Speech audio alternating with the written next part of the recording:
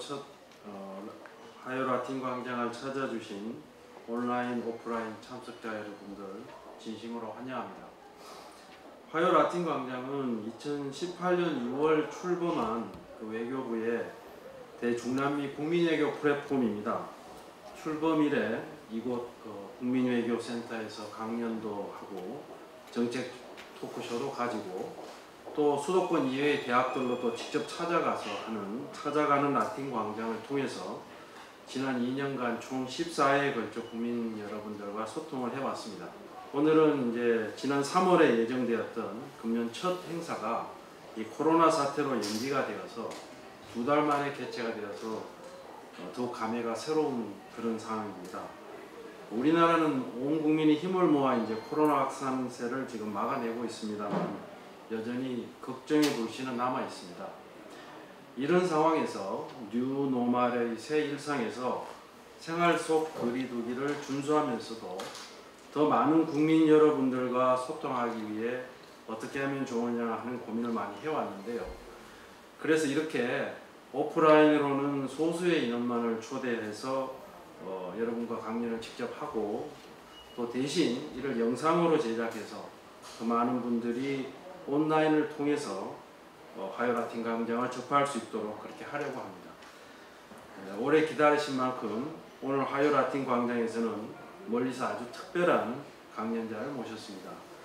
자가격리까지 불사하고 미국에서 오신 전우석 감독이십니다. 감독님께서는 뉴욕에서 변호사로 활동 중이시던 2015년 휴가차 우연히 쿠바로 가셔서 거기서 이제 쿠바 한인 후손을 만나신 이후로 쿠바 한인의 발자취를 다룬 장편 다큐멘터리 헤로니모를 제작하셨다고 합니다. 헤로니모에 대해서 몇 가지만 소개해드리면 우리 한국에서는 작년 11월에 개봉되는데 다큐멘터리 영화로는 예외적으로 16,000명의 관객을 동원했다고 합니다. 그리고 헤로니모는 미국과 아시아, 유럽 등 세계 15개 영화제에 초청을 받았다고 합니다. 감독님은 작년 한국예술평론가협회로부터 올해의 주목할 예술가로 선정되셨습니다. 그리고 작년 12월에는 3.1운동 및 대한민국 임시정부 100주년 기념 청와대 오찬회로 초청되셨다고 합니다. 오늘 강연을 흔쾌히 수락해 준 전우석 감독님을 다시 한번 뜨거운 박수로 맞아주시면 합니다.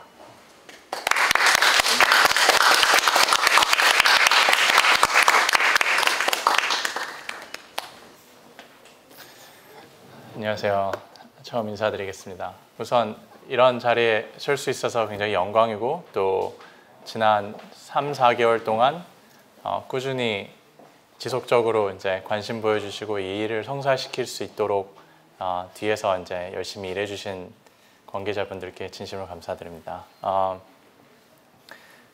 이제 말씀하셨듯이 자가격리가 일주일 전에 종료가 됐어요. 제가 워낙 3월 초에 이제 유럽에서 상영회를 마치고 이제 뉴욕에 딱 도착해서 추 5월까지 30번 정도의 이제 상영회가 또 다른 곳에서 진행이 돼서 그걸 준비하려던 차에 코로나가 이제 터졌고 코로나 이후에 이제 뉴욕 집에 한 달 반 동안 행정명령 스테이 홈 오더가 있어서 동생이랑 굉장히 공포감에서 떨면서 이렇게 거기서는 심리적으로 불안해서 저희가 테스팅도 받아보려고 했는데 테스팅도 못 받는다 그러고 주위에서는 맨날 앰뷸런스가 왔다 갔다 하고 그리고 사람들이 서로 경계하고 뉴스 보면은 이제 사망자가 뉴욕에 지금 25,000명까지 갔죠. 그래서 막 그러던 차에 여러 강연이랑 다른 스케줄로 한국을 3주 전에 도착했는데 인천공항서부터 한국의 K-방역 체계라고 하잖아요. 거기서 검사도 해주고 공항에서 밥도 주고 그리고 거기 시설에서 하룻밤도 재워주고 그 다음날은 집에까지 데려다 주는 거예요. 그리고 애플리케이션을 깔았는데 전담 직원이 하루에 맨날 전화를 해서 잘 지내는지 그걸 보면서 제가 속으로 대한민국 만세를 여러 번 외쳤어요. 저는 굉장히 감동을 했고 또 코로나 바이러스를 통해서 어떻게 보면 우리나라가 더 선진국으로 이렇게 거듭나는 그런 계기가 저는 됐다고 생각하고, 사실 오늘 발표에서도 제가 디아스포라와 코로나 바이러스의 상관관계에 대해서 굉장히 생각을 해봤어요. 그래서 그 얘기도 마지막에 조금 더 나눌 수 있으면 좋겠습니다.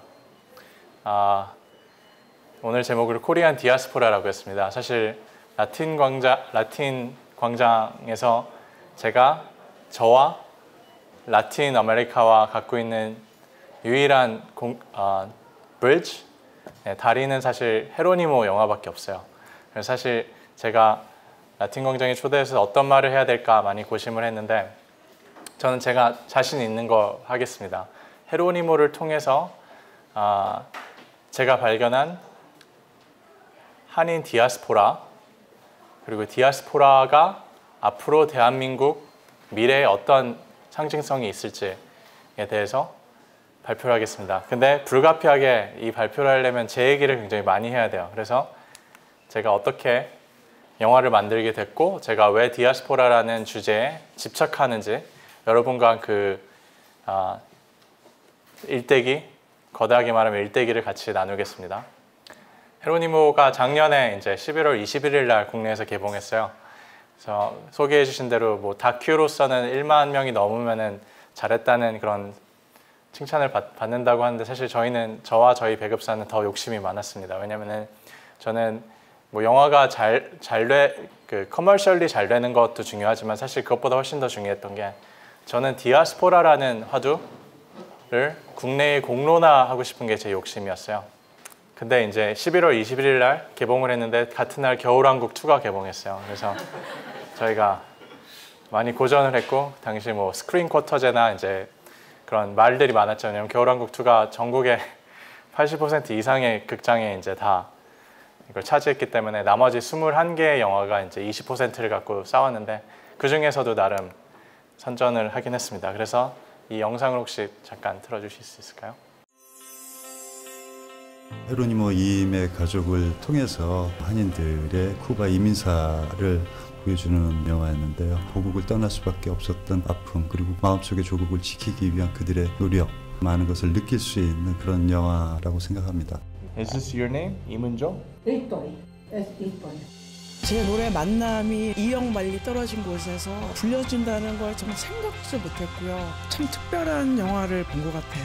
굉장히 뿌리 깊게 감동을 받았고요. 되게 뭉클하고 감사했습니다. 여러분 많은 관심과 사랑 부탁드립니다.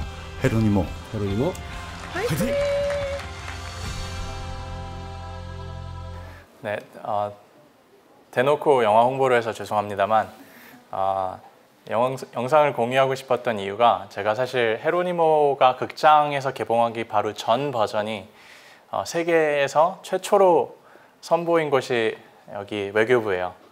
외교부에서 재외동포 영사실에서 뭐 이상진 실장님 외에 여러 차장님, 부장님, 과장님들 모셔놓고 제가 디아스포라에 대해 갖고 있는 소명에 대해서 같이 작년 3월 19일 날 같이 나눴었고, 또 이제 헤로니모가 개봉하기 일주일 전에 이제 VIP 시사회를 재외동포 재단에서 개최를 해주셨는데, 그때 감사하게도 이제 강경화 장관님께서도 와주셨고, 또 한우성 이사장님도 오셔가지고 굉장히 풍성한 자리가 됐었습니다. 여러분들께 특히 제가 오늘 발표할 수 있음에 흥분되는 이유는 그 재외동포, 그렇죠? 한인 디아스포라에 대해서 직접적으로 여러분들이 관여를 하시고 있는 정부 부처잖아요, 그렇죠? 여러분들께서 한국에서 근무하시던지 혹은 해외로 발령이 나셨을 때, 물론 그 나라와 외교적인 혹은 그 나라 현지인들과의 관계도 중요하지만, 사실 우리나라 국민이 혹은 한인들이 세계 전역에 없는 곳이 없다고 하잖아요. 네, 거기서 분명히 재외동포, 한인 디아스포라 일원들을 분명히 만나실 거라고 생각해요. 사실 디아스포라의 어원은 이제 유대인들한테서 나왔죠. 네, 이스라엘을 떠나서 2500년 동안, 여러분 생각해 보세요. 이스라엘이 2500년 전에 없어져서 세계 전역으로 유대인들이 2500년 동안 떠돌아다녔어요. 세계 전역으로. 그 사람들이 모여서 1947년, 48년에 이스라엘을 재건국했습니다. 네, 2500년 동안 나라가 없던 국민들이 세계 전역에 떠돌다가 만나서 자기 나라를 재건국했어요. 저는 디아스포라가 할 수 있는 힘이라고 생각해요. 이거를 나중에 좀 이따 한인 디아스포라가 과연 한반도에 어떤 영향을 줄 수 있을까?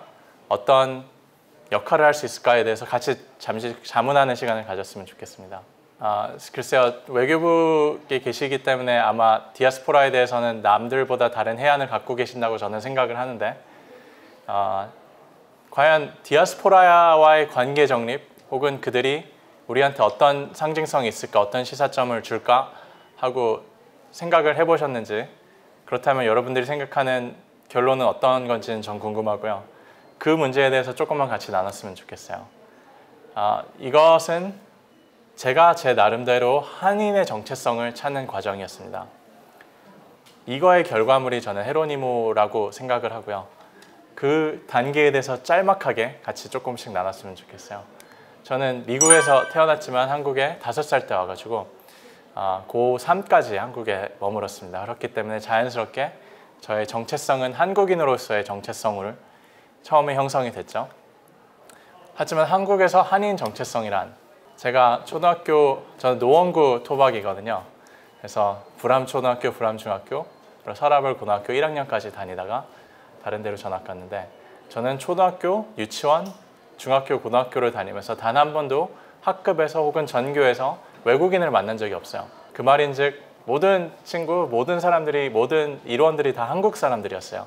역설적인 것이 한국에서 한인으로서 살아가면서 저는 한 번이라도 한국인의 정체성에 대해서 자문한 적이 없었어요. 우리는 한인의 정체성을 자문하지 않아도 되는 특권을 갖고 있습니다. 한국에서는 자연스럽지만 외국에서는 그게 그렇게 자연스러운 현상이 아닌 것 같아요. 다양성이 결여된 나라라고 하죠. 그렇죠? 우리나라는 순혈주의가 중요하고 단군의 후손이고 단일 민족이고, 제가 궁금해서 위키피디아 아시죠, 여러분? 위키피디아에서 세계에서 다양성이 가장 결여된 나라 159개의 나라가 이제 쭉 순위로 매겨져 있어요. 문화적, 인종적 다양성이 가장 결여된 나라. 여러분 나중에 찾아보세요. 우리나라가 몇인 줄 아세요? 159개 국가 중에서 다양성 결여 순위 대충 어딜까요? 158위예요, 우리나라가. 159위가 꼴찌가 누군지 아세요? 실제 순위입니다. 일본이 이제 그 전이죠. 한반도가 물론 이제 ethnic하고 cultural diversity 레벨이기 때문에 뭐 지표가 조금 다를 수 있지만, 지금 공식적으로 존재하는 통계상으로는 우리나라가 세계에서 가장 다양성, 인종적, 문화적 다양성이 가장 결여된 나라고 북한이 꼴찌로 됐어요. 이거를 보면서 저는 실제로 정말 그렇구나, 우리나라가 다양성이 결여된 나라고 한인 정체성에 대해서 자문할 수 없는 그런 환경에 우리가 노출이 돼 있구나, 이렇게 생각했죠. 그러다가 이제부터 좀 재밌어집니다. 제가 미국에 18살 때 돌아갔는데 저는 그때 처음으로 제가 다수의 일원에서 소수의 일원이 되는 느낌을 받았어요. 네, majority에서 minority가 되는 느낌을 받으면서 굉장히 큰 충격이 왔습니다. 네, 내가 minority로서 어떻게 살아야 되는지, 그리고 그때 제가 어렸으니까 고민의 방식이 굉장히 이분법적이었어요. 뭐냐면은 내가 내 정체성을 규정하는데 이제 국가적 차원에서 생각하기 시작했죠. 나는 미국 사람인가 한국 사람인가? 난 한국을 떠났고 저는 미국에서 태어났지만, 이거는 뭐 사족이긴 한데, 제가 18살 때 죽은 신의 사회라는 영화를 보고 카르페 디엠을 어디서 더 잘할 수 있을까?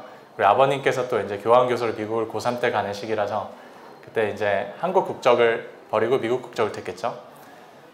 그러면서 나는 공교롭게 당시 유모모의 가수 사건이 또 터졌어요. 그래서 어린 마음에 상처를 받고, 그럼 난 더 이상 정당성 있는 한국인이 될 수 없겠구나. 그럼 나는 미국인으로서 살아야겠다. 그럼 미국인이 된다는 건 어떤 뜻일까? 미국화 되는 거겠지?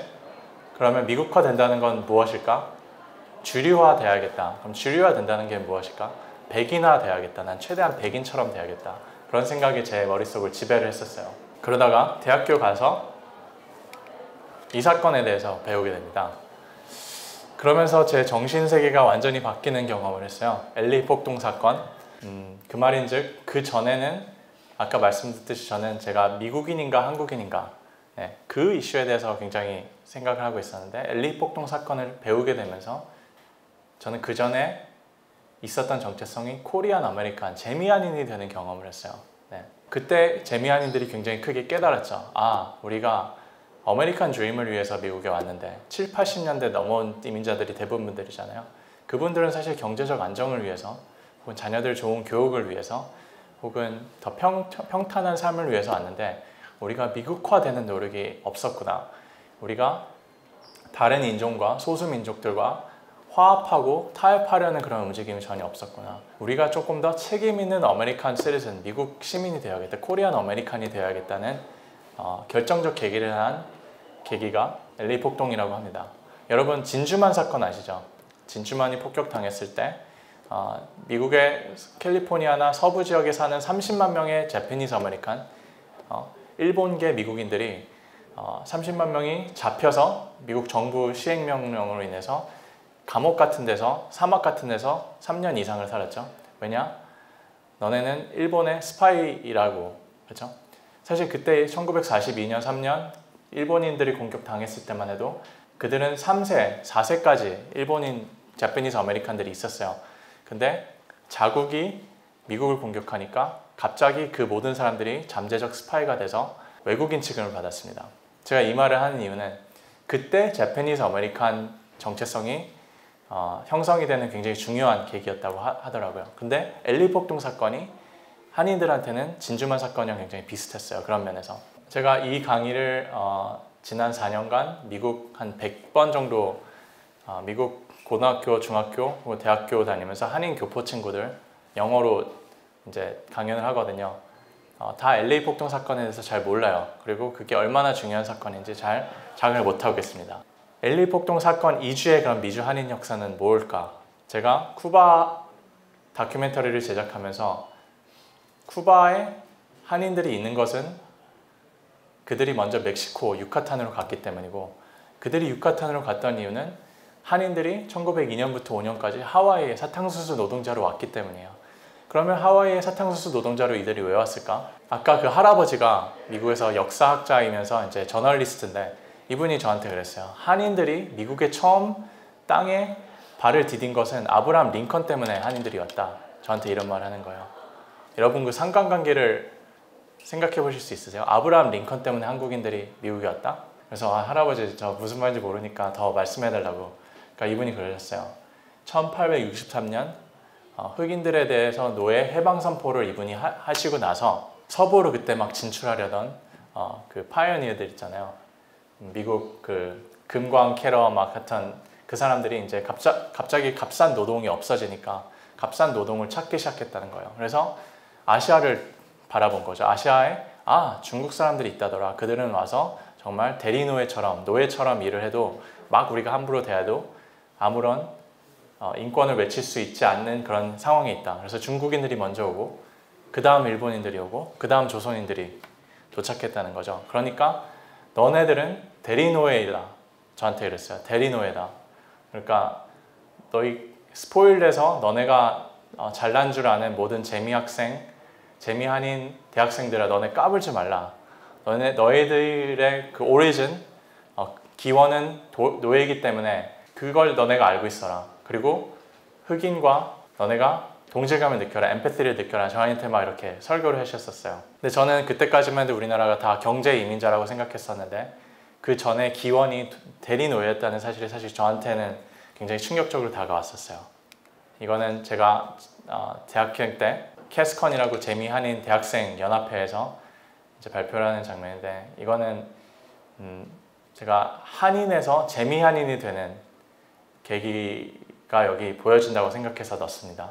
그리고 저는 그때까지만 해도 오케이, 나는 재미한인이기 때문에 앞으로 내 역할은 내가 알겠다. 나는 재미한인으로서, 코리안 아메리칸으로서, 소수민족으로서 살아가는 방법이 내 앞으로 운명이겠구나 생각을 했어요. 근데 제가 대학을 졸업하고 나서 연변에 갔습니다. 중국 연변 과학기술대학교라는 데서 이제 한 학기 동안 있었는데 거기서 처음으로 이제 연변이고 조선족 친구들을 그때 처음 만났어요. 저는 당시만 해도 로스앤젤레스에 있는 코리아타운이 한국 밖에 있는 가장 큰 항구이라고 생각을 하고 있었거든요. 근데 연변에 가보니까 연변 자치주가 우리나라 국토의 대한민국의 반인 거 아세요? 그 반인 큰 땅에 당시만 해도 조선족이 100만 명이 넘게 있었고, 그리고 거기는 공용어가 중국어랑 한국어잖아요. 네, 조선어. 어느 곳에 가던 한글을 보고 한국말을 사용하고 한국 정통 문화를 이해하고 있고 한국 노래를 듣고 한국말을 사용하는 친구들을 보면서 저는 굉장히 큰 충격을 받았어요. 한국 밖에 또 다른 한국이 여기 있네. 여러분들 잘 아시겠지만 이제 중국에서는 소수 민족 정책에 따라서 많은 조선족들이 본인들을 중국인으로 인식하는 경향이 있지만, 그 중에서 소수의 좀 민족적 정체성에 대해서 고민하는 친구들을 제가 만나게 됐는데, 이 친구들이 자신을 사과배라고 표현하더라고요. 이제 연변에서만 나는 혼합 과일이 사과배라는 게 있어요. 우리는 사과도 아니고 배도 아니고 사과이면서 배고 중국인이면서 한국인이지만 한국에서도 북한과 남한 사이에 그거를 결정해야 되는 굉장히 지리학적 운명을 우리가 타고났다. 그런 소리를 들었을 때 저는 처음으로 내가 미국에서 했었던 재미한인으로서 이중 정체성 고민이 재미한인뿐만 아니고 조선족 친구들도 하는구나. 그때 처음으로 느꼈고, 대학교 때 제가 잠깐 탈북자들의 인권을 도와주는 그런 활동을 했었어요. 이제 중국 등지에서 이제 떠돌아다니는 친구들, 그 친구들을 만나면서 이들이 한국에 정착했을 때 이들이 정체성 고민을 하는구나. 두 나라 중에서 제가 독일에 배낭여행 갔었는데 함부르크에서 독일 친구들을 만나고 그들이 저한테 우연히 오늘 저녁에 2세 네트워크라는 제독 교민 모임이 있다는 거예요. 한인 후손들. 여러분들 국제시장에서 보시면 아시겠지만 대부분 독일에 있는 분들 자녀들이 탄광 광부랑 이제 간호사분들의 자녀분들이 대부분 독일 한인 후손들의 그 근간을 이루고 있죠. 5만 명 이상의 제독 친구들을 알게 됐고, 제가 브라질의 로펌에서 인턴을 했었어요. 2011년에. 근데 우연히 또 코리안 브라질리안, 제 브라질 한인 변호사님들을 만나면서 그들 커뮤니티에 완전히 깊숙이 개입하게 됐어요. 이 2달 동안. 그러면서 거기 역시 5만 명 이상의 쿠바 브라질 후손들이 있고, 그 친구들도 역시 브라질과 한국 사이에 어느 정도 자신의 정체성에 대해서 고민을 하고, 제가 2010년에는 남아공에서 인턴십을 했는데 남아공 코리안 사우스 아프리칸 친구들을 또 만났어요. 거기도 몇천 명 규모의 친구들이 있더라고요. 이 친구들은 한국과 또 아프리카, 또 어떻게 보면 아프리카에 있는 한인 후손들은 또 좀 더 국제적인 그런 요소들이 강해서 그 사이에서 굉장히 중립적으로 어정쩡한 자신의 정체성에 대해서 고민하는 걸 보고, 고려인들, 이건 모스코에서 찍은 건데 50만 명 이상의 고려인들이 있죠. 중앙아시아와 러시아에. 그 친구들 역시 3세대, 4세대가 됐음에도 불구하고 한인 정체성 그리고 러시아 정체성에 대해서 고민을 하고, 세계 디아스포라, 세계 전역의 한인들을 제가 계속 만나게 되는 경위가 있었어요. 여러분, 처음에 제가 소개를 할 때 저는 한국에서 자랐기 때문에 한국 정체성에서 시작했다가 엘리 폭동 사건 등을 배우면서 재미한인이 되는 경험을 했다가 여기서 3단계로 넘어갑니다. 저는 디아스포라, 한인 디아스포라의 일원이라는 정체성을 제가 갖기 시작했어요. 여러분, 세계 전역의 외교부 공식 자료 보면 2019년에 750만 명의 집계가 나와요. 근데 여기에 입양아 수치가 일부만 포함이 돼 있고 입양아가 나왔던 2세, 3세 수치는 포함이 안 돼 있습니다. 알고 계세요? 그러면 적어도 공식적으로 우리가 잡는 입양아가 한국 전쟁부터 20만 명인데 뭐 학계에서는 40만, 50만 명까지 된다는 분들도 있어요. 이들이 적어도 한 명의 자녀만 낳았어도 40만 명이고 2명이면 60만 명이잖아요. 그 수치가 아직 포함이 돼 있지 않습니다. 그러면 800만 명의 재외동포, 800만 명의 재외동포는 5천만 명 국민 대비 16%예요. 세계에서 16% 이상의 국민이 해외에서 사는 예는 사실 극히 드뭅니다. 네, 우리가 중국 화교들 많다고 하잖아요, 세계 전역에. 근데 이들이 화교가 아무리 많아도 5천만 명 정도 되거든요. 물론 5천만 명이 많긴 하죠. 인구 대비 12억 인구 대비 5천만 명은 얼마나 돼요? 네, 몇 퍼센트 안 된단 말이에요. 4%, 3%? 근데 우리나라는 16%의 한인이 한반도 밖에 있습니다.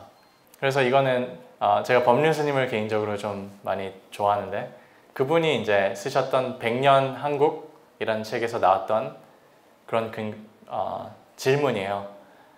우리나라 근현대사에서 늘 세대마다 세대적 대의가 존재했었대요.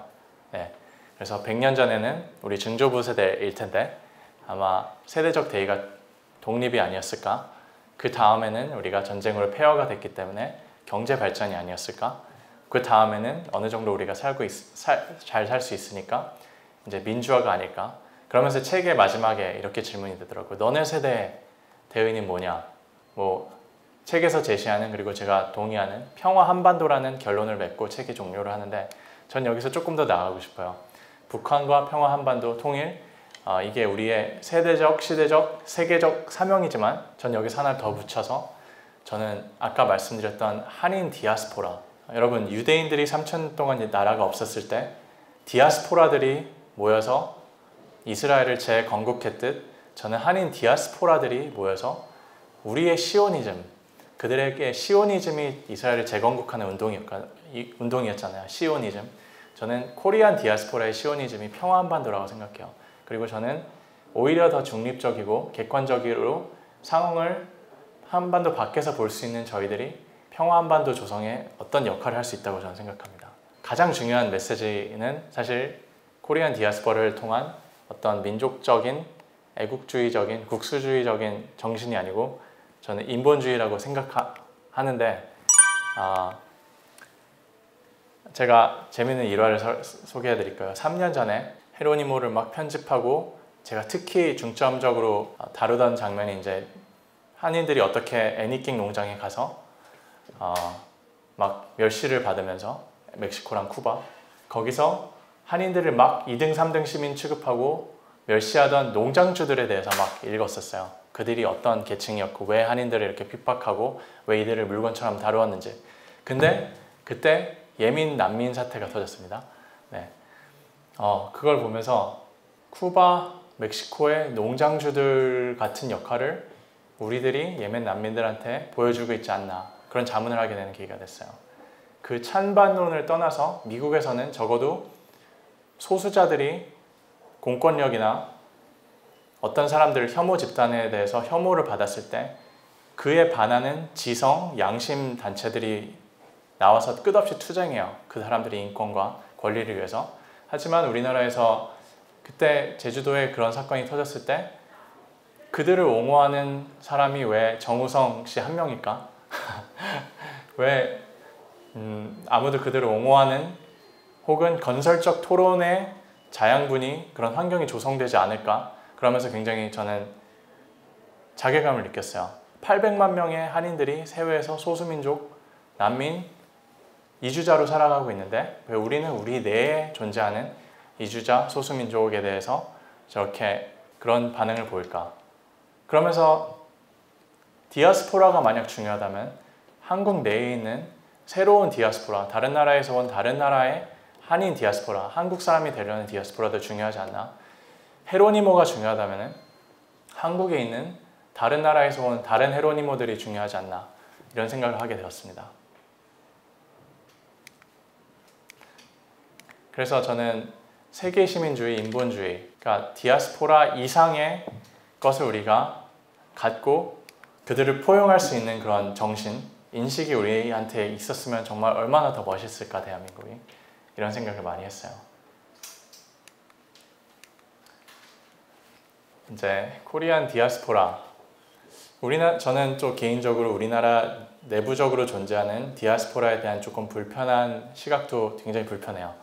예를 들어 아까 언급했었던 조선족, 고려인, 탈북자, 입양아들 혹은 다문화 가정에 피가 섞인 친구들, 재미교포도 어느 정도, 재미교포는 사실 굉장히 운이 좋고 축복받은 사람들이지만 그럼에도 불구하고 어떻게 하면 디아스포라가 더 우리의 연장선이다, 그리고 우리의 일부다, 이런 국민적 인식이 형성될 수 있을까 많이 고민하고 있습니다. 그렇기 때문에 헤로니모가 저한테는 중요했었고, 제가 유대인 랍비한테 한번 찾아갔어요. 이건 영화에서도 나오지만 유대인 랍비한테 어떻게 유대인들은 스스로를 정의합니까?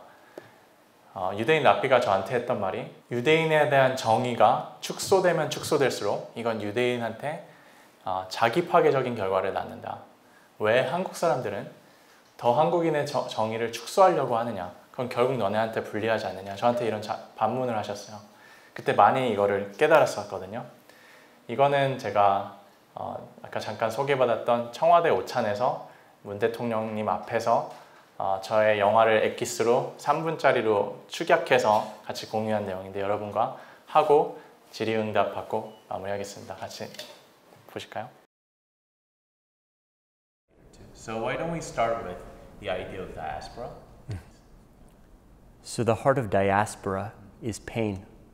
The idea that you can't live in your ancestral homeland, that you can't be where you want to be, and perhaps you can't practice a religion or a culture in the way that you otherwise would. But what results from the pain is innovation. The idea that you can change some of the traditions and adapt them and modernize them and make them relevant wherever you are.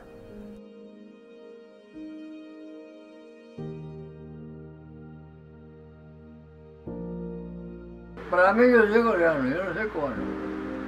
Para mí yo soy coreano. Y me muero siendo coreano. ¿Comprende? Porque la única patria que reconoció mi padre y mi madre. 나한테 한국어 좋지 않아요. 그렇지만 매일 한국어 공부하고 있어요. 한국에 꿈은 사람입니다. 알아요. 그렇지만 난 한국 Could you read the letter from your grandfather? Ya. La patria. Patria es el legado de abnegación de nuestros antecesores y la ofrenda de nuestros mártires. Es la inspiración de los que sueñan un mañana mejor y un futuro de hermandad. Su concepto va más allá de las fronteras geográficas. No se limita a los que nacen en un lugar determinado, ni se sujeta a las normas políticas de un nacionalismo egoísta.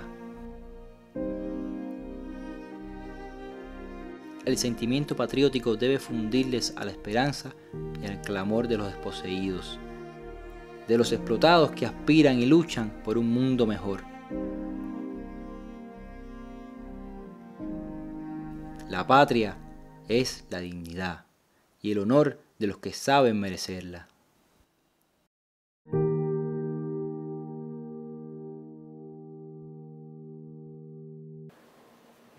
저는 한인 디아스포라의 상징성이 쿠바 한인들을 통해서 나타난다고 생각하고 쿠바 한인들에 대한 상징성을 헤로니모라는 한 인물을 통해서 나타난다고 생각해요.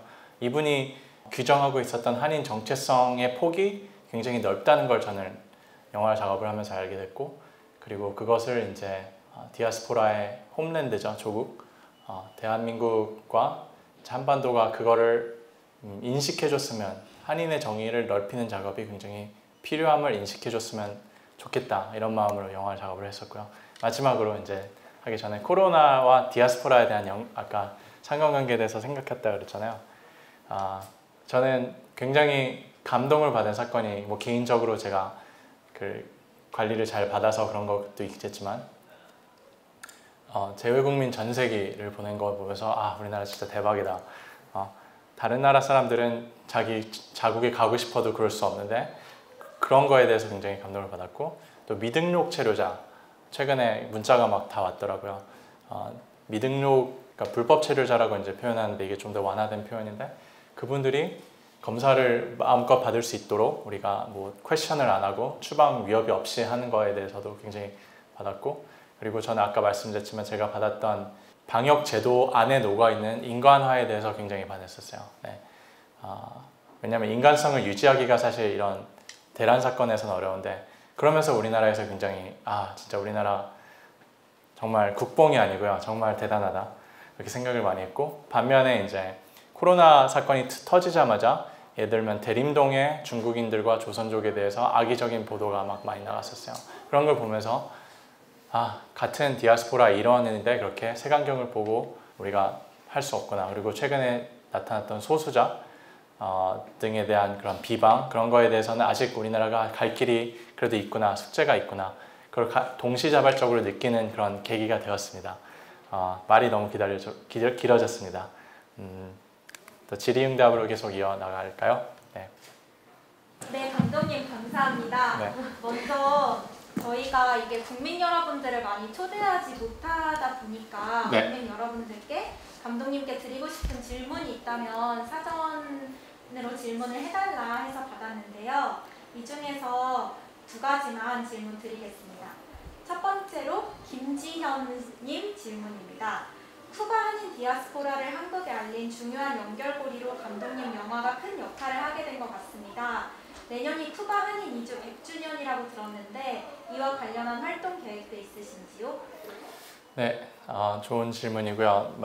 말씀하셨듯이 2021년 3월 25일이 쿠바 한인들이 쿠바에 정착한 지 100주년이 되는 해요. 그래서 사실 현재 쿠바 후손들이 1000명 정도밖에 없긴 하지만 사실 아까 말씀드렸지만 저는 그 1000명이 우리한테 주는 시사점이 굉장히 큰 상징으로 다가온다고 생각하거든요. 그래서 이 100주년 기념과 관련해서 재외동포재단에서도 이제 100주년 기념 사업회 등을 이제 준비를 하는 와중에 코로나 때문에 지금 모든 게 스탑된 걸로 알고 있는데 사실 민간 단체 미국에서도 이런 발표를 했을 때 내년이 쿠바 100주년 2주 기념인 걸 알고 이제 민간 차원에서 굉장히 많은 행사를 벌이고 싶어 하세요.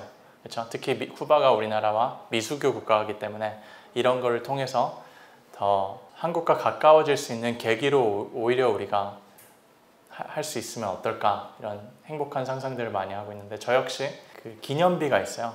네, 쿠바 한인 기념비. 그거가 100주년 때 이제 새롭게 건립이 된다 그래서 그걸 촬영 내지 쿠바 한인 후손 친구들 보러 갈 예정이고요. 네, 그렇습니다. 여러분들께서도 관심 가져주시고 외교부에서도 같이 갈 수 있으면 좋겠네요. 네. 다음으로 신정순 씨 질문 대신 드리겠습니다. 헤로니모 임의 아버지인 임천택 씨 등이 이국만리 땡볕에서 노동하며 번 소중한 돈을 독립운동에 후원했다는 사실에 감동받았습니다. 헤로니모라는 영화를 통해 숨겨져 있던 독립 영웅들이 빛을 보게 해주셔서 정말 감사드립니다. 제 질문은 향후에도 영화를 계속 제작할 계획이 있는지, 디아스포라 외 감독님의 개인적인 관심 주제가 있는지, 특히 혹시 라틴 광장에서 이 강연을 하신 만큼 중남미에 대한 관심 주제가 있는지 질문드리고 싶습니다. 저는 헤로니모 찍으면서 다시는 영화 만들면 안 되겠다 이런 생각을 많이 했어요. 왜냐면 너무 쉽게 생각하고 접근을 했다가 사실 저는 1년만 열정 프로젝트라고 생각하고 했는데 3년이 지나고 부모님이 너 지금 뭐 하는 거예요? 그런 말씀도 하시고 물론 지금은 자랑스러워 하지만 제가 헤로니모를 발견했을 때 저는 이분은 디아스포라의 비밀을 알고 있는 인물일 것이다 이런 직감이 있었어요. 그리고 왜냐하면 저는 재미교포로 살아가면서 미국에서 평생 태어나서 자란 친구들, 자란 한인 교포 친구들 혹은 세계 전역을 다니면서 디아스포라 일원들, 후손들을 만났을 때 사실 자신의 정체성, 2중, 3중 정체성에 대해서 굉장히 큰 확신을 갖고 삶을 영위하는 사람들을 많이 못 만났어요. 네, 다들 혼란스러워하고 또 부모님의 한국적인 거 그리고 현지적인 거에 중간에서 굉장히 혼란을 겪는 친구들을 많이 봤는데 헤로니모는 그거 비밀을 알고 있겠다 이런 확신이 들었기 때문에 시작한 프로젝트여서 전 디아스포라 관련한 거면은 계속 하고 싶어요. 최근에는 사실 입양아 친구들과 관련된 그런 스토리텔링이 사실 굉장히 저한테 다가오고 특히 아까 계속 언급드렸지만 조선족 분들이 국내에서 차지하는 그 위상이라든지 편견, 오해 같은 것들을 좀 이렇게 풀어낼 수 있는 그런 스토리텔링이 어디 있지 않을까 그래서 관심만 갖고 있고요. 네. 그리고 향후 지금 디아스포라 제 경험과 관련된 책을 하나 쓰고 있습니다. 중남미와 관련해서는 당연히 이제 쿠바 오기 전에 한인들이 도착했었던 유카탄, 멕시코 한인들에 대해서도 관심이 많지만 여러분 그 스토리 아세요? 1914년에 과타말라에 한인들이 가서 과타말라 혁명군을 도와주는 대가로 그들이 조선 독립을 위한 독립 자금을 그 사람들한테 준다 그래서 이 사람들이 신조선이라는 나라를 건국했었어요. 과타멜라 정글에. 근데 이게 저한테는 재밌게 다가오는 이유가 제가 쿠바를 가게 된 계기가 2014년 15년에 우리나라를 지배했던 키워드가 뭐예요? 비관적인 키워드. 헬조선이었잖아요. 헬조선 100년 전에 50여 명의 한인들이 과타멜라 반군 정부를 걔네들 혁명 정부를 도와주면서 신조선이라는 나라를 만들었다는 게 너무나 크게 대조가 돼서 그냥 그런 것들로 단편으로 존재하면 어떨까 이런 행복한 상상만 하고 있고요. 네, 감독님 감사합니다. 저는 여쭤보고 싶은 점이 감독님께서도 말씀해 주셨듯이 4단계에 거쳐서 그런 처음에는 한국인에서 재미한인에서 디아스포라를 거쳐서 세계 시민으로 이런 경험을 통해서 그런 의식이 많이 바뀌셨다고 하셨는데 저도 감독님의 그런 취지에 되게 공감을 하는데 많은 한국인들이 앞서 말씀해 주셨던 것처럼 한국 내에서만 생활을 하고 인종적으로나 문화적으로 다양성이 결여된 상태에서 감독님께서 경험하셨던 그런 다양한 경험들을 하기가 힘들 것 같습니다. 그래서 그 취지가 중요하고 우리 모두 공감해야 되는 게 맞지만 현실적으로 그걸 실현하는 과정에서 많은 한국인들이 그에 공감을 해야 되고 그래야 그게 이제 정책적으로나 실현이 가능할 수 있을 텐데 그런 경험을 할 수 있기가 쉽지가 않은 게 현실인 것 같습니다. 그래서 그런 측면에 대해서는 감독님께서 어떻게 생각을 하시는지 여쭙고 싶습니다. 네, 질문 감사드립니다. 만약 우리나라 사람들이 세계 시민관이 아직 부족하다면 과연 우리나라 사람들에게 동력을 주는 그런 주의 혹은 정신 철학은 뭘까 이런 생각을 했을 때 만약 그게 민족주의나 혹은 애국주의라면은 그 애국주의가 잘 발현되고 있다고 생각하지 않아요. 그 예는 말씀드렸던 현재 우리나라 안에 거주하는 재외동포들이 받는 그 대우가 저는 아직 그 수준의 인본주의 수준에 도달하지 못했다고 생각하거든요. 말씀드리고 싶은 것은 사실 이번 정부에서 정말 감사하게도 그리고 맞게도 통일 한반도 평화를 신경 쓰고 있잖아요. 근데 저는 진정한 의미의 통합과 통일을 가능하게 하는 것은 그러니까 북한 주민들을 예를 들어 우리가 끌어안을 수 있는 그 기본적 정신세계는 인본주의여야만 될 것 같아요. 왜냐하면은 그렇지 않다면은 저는 우리가 그들을 포용할 수 있는 정신 상태가 마련되어 있다고 생각하지 않거든요. 네. 왜냐하면 지역주의가 있을 수도 있고 계급주의가 있을 수도 있고 그렇기 때문에 그래서 비록 우리나라가 다양성이 결여되어 있다고 하더라도 2,500만 명의 새로운 한국인을 포용하기 위해서는 결국 모든 사람들을 포용할 수 있는 인본주의가 마련이 되어야 된다고 생각하는데 그걸 위한 방편으로는 저는 이런 내러티브, 이런 담론들과 스토리텔링이 굉장히 중요하다고 생각해요. 특히 디아스포라와 관련돼서는 제가 지금 읽고 있는 책이 있어요. A Short History of Jewish People. 네, 유대인들에 대한 간략한 역사책인데 여기 재밌는 것은 2500년 동안 유대인들의 역사를 다루는데 유대인들도 종류가 굉장히 여러 가지가 있잖아요. 에티오피아 간 아프리카인 유대인들이 있고 중국에 간 차이니즈 유대인들도 있고 독일로 간 아시케나직 유대인들이 있고 스페인으로 간 스페니쉬 세파르딕 유대인들이 있고 미국으로 간 이제 아메리칸 주이시 피플이 있는데 그들의 역사가 편향되지 않고 동등하게 다 담겨져 있어요. 네. 저는 만약에 한국인에 대한 짧은 역사책이 있다면은 제가 장담컨대 한반도 안에서 일어난 사건만 기술이 되어 있을 겁니다. 저는 앞으로 우리가 코리안 히스토리를 다룰 때 디아스포라의 역사도 한국 역사, 대한민국 역사, 한반도 역사의 일부로 돼야 된다고 생각해요. 그래서 현재 우리가 다문화 정책이 되게 잘 돼 있잖아요, 우리나라에서. 체계적으로. 저는 디아스포라 교육도 지속적으로 이루어져야 된다고 생각을 합니다. 네. 저도 이제 감독님 그 다큐멘터리를 잘 봤고요.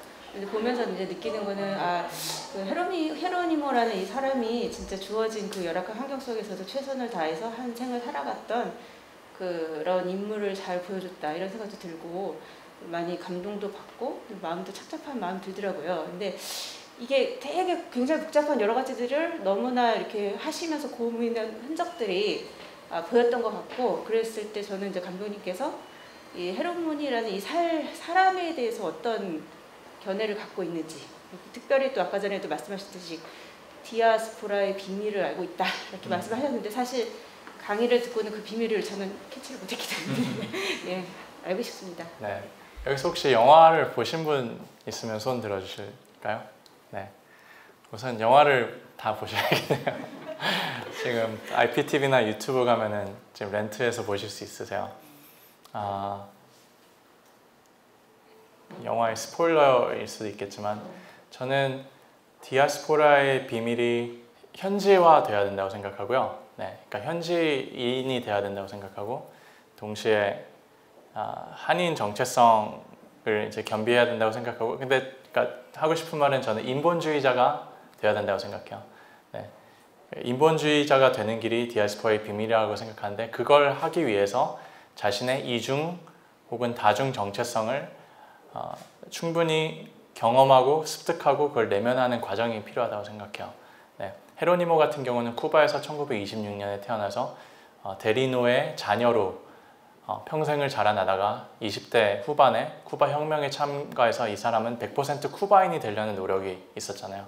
그래서 거기서 차관까지 하고 피델이랑 체랑도 같이 일을 하고, 근데 이제 여기서는 좀 정치 이념적인 문제도 분명히 등장을 하죠. 자신이 평생 믿어왔고 이게 모든 사람을 해방시킬 수 있다고 믿었던 이념이 전 세계를 봤을 때 무너지면서 저는 이 사람의 정체성의 일부도 무너졌을 거라고 생각해요. 그렇기 때문에 삶의 또 다른 목표, 소명을 어디서 찾을까 하다가 늘 아버지는 또 독립 유공자시잖아요. 아버지가 늘 얘기했었던 한인 정체성, 그 문화의 중요성, 역사의 중요성을 이제 깨달으시면서 삶의 후반부는 그쪽에 아마 올인을 하신 게 아닌가. 하지만 그 자리에 가기 위해서는 현지화가 될 수 있는, 현지화가 이제 선행이 되었어야 되잖아요. 저는 한 가지만 있으면은 균형적인 아이덴티티를 형성하지 못한다고 생각해요. 이 사람은 쿠바인이자 한인이자 세계 시민이었던 이 3등분을 다 갖고 있었던 사람이지 않았을까. 그게 디아스포라의 비밀이 아닐까 생각을 합니다. 경청해 주셔서 감사합니다, 여러분.